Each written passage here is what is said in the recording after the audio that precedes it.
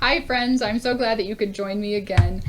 Today's lesson is going to be making our own Starry Night paintings using star stickers and watercolors. I'll get more into that in just a minute, but I thought I would introduce to you my little helpers for the day. This is my daughter Gemma, who's in Mrs. Wilkening's second grade class, and this is my son Jude, who is in Mrs. Leva's pre-K class, and they're going to work along with me. I thought that might be kind of fun for you and for them.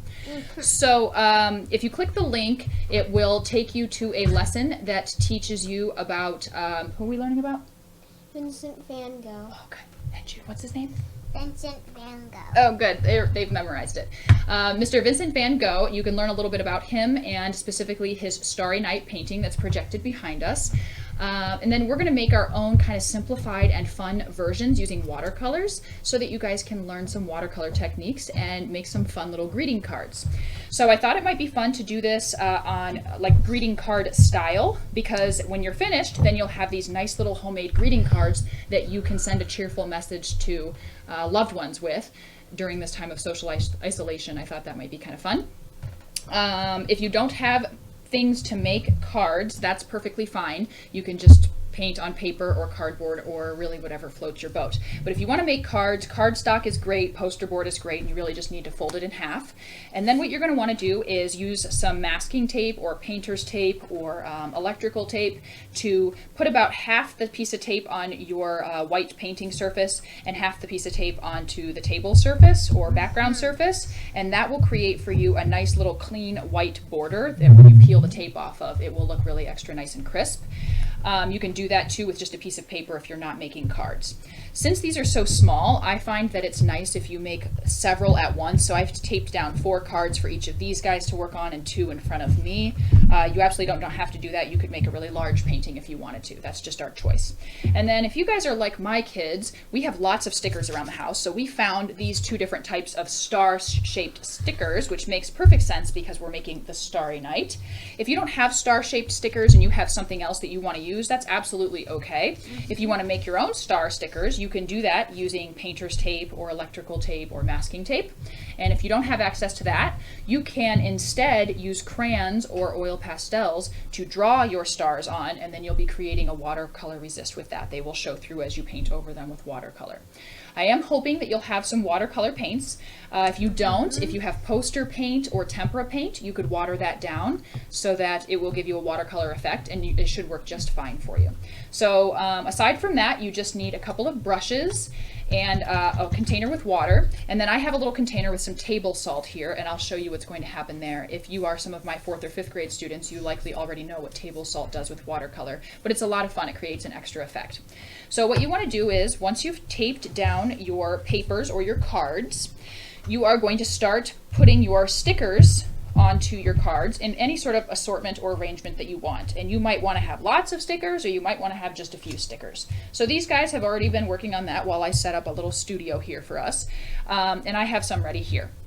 The next step is, when I'm using watercolor, I really like to get all of the colors that I know I'm going to use really wet before I start using them, because that allows the watercolor cake to start softening so that it's easier for me to get more paint on my brush when I'm ready for that. The key to good watercoloring is lots of paint and lots of water. It is called watercolor, so you need lots of both. So I'm going to get my brush really wet, and then I'm going to load it up with color here. I'm sticking for just blues and purples, I think, for now, because we're making a nighttime starry sky in the style of Van Gogh behind us.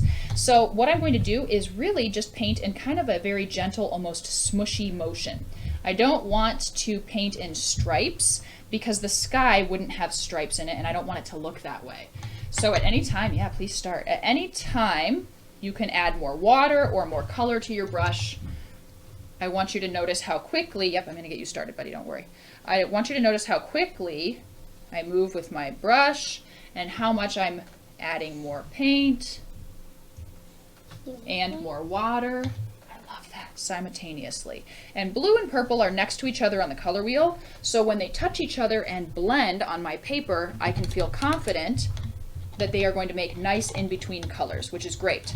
If you want to explore a little bit with maybe like a turquoise and blue on another one, that's kind of a nice color combination too. And just because Van Gogh's nighttime sky is blues doesn't mean that yours has to be. If you want to make a sunsetty looking pinky, purpley, orangey sky, then you absolutely should do that. Just make sure you're choosing colors that you know to be next to each other on the color wheel, because then you know those in-between colors that are created along the way will be nice colors. If you choose colors, isn't that fun? Yeah. So you need more water and you need more paint. You can start another one. You want to make sure that colors are going to make nice in-between colors, because if they're not close to each other on the color wheel, then your in-between colors are going to be yucky, and that's not going to be very fun. Good.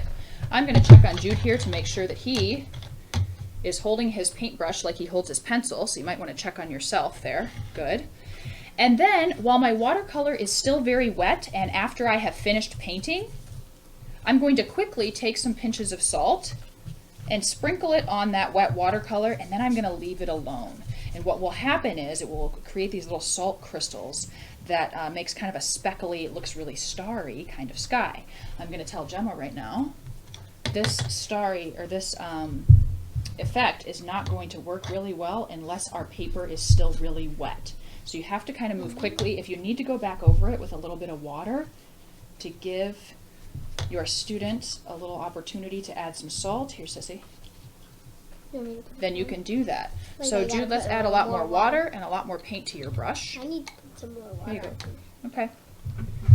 So they're going to work on that for a few minutes. As the salt dries, you'll see that it starts to create those crystals. And then once you feel like things have started to, are mostly dry, you can peel off the tape. When you go to peel off the tape, I try to hold the tape as close to the table as possible when I'm peeling it. If you'll notice, I'm not holding it up. If you can hold it maybe at a 90-degree angle or even just close to the table as you pull, it will lessen the amount of rips or tears you create in your paper as you pull that up. And then what's nice is you'll see in the link, if you want to add some words or even poetry around the sides in like an ultra-fine black Sharpie, or even draw some images on top, that's really nice. And then when it's totally dry, you'll want to make sure you don't forget to peel off the star stickers, because then you'll have your little white stars in your starry sky when you're finished. What do you guys think? Are you having fun?